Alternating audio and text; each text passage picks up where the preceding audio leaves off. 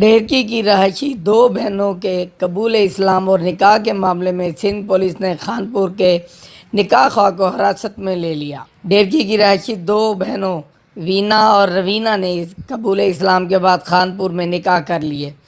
یہ معاملہ اتنا ہائی لائٹ ہوا کہ نہ صرف پاکستان کی وفاقی اور سندھ پنجاب کی حکومتیں حرکت میں آئی بلکہ بھارتی خاتون وزیر نے بھی اس معاملے میں پاکستان پر الزام تراشی کی تھی۔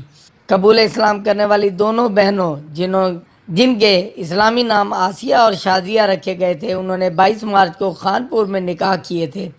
بعد ازاں دونوں لڑکیاں اسلام آباد ہائی کورٹ میں پیش ہو گئی تھیں۔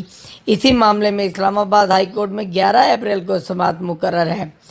دوسری طرف آج سندھ پولیس نے خانپور میں چھاپہ مار کر نکاح خواہ قاری بشیر احمد کو گرفتار کر کے انہیں نامعلوم مقام پر منتقل کر دیا، جس کے بارے میں مقامی پولیس تصدیق نہیں کر رہی۔ نکاح خواہ کے اہل خانہ اور ہمسایوں نے پولیس چھاپے اور قاری بشیر احمد کی گرفتاری کی تصدیق کر دی ہے۔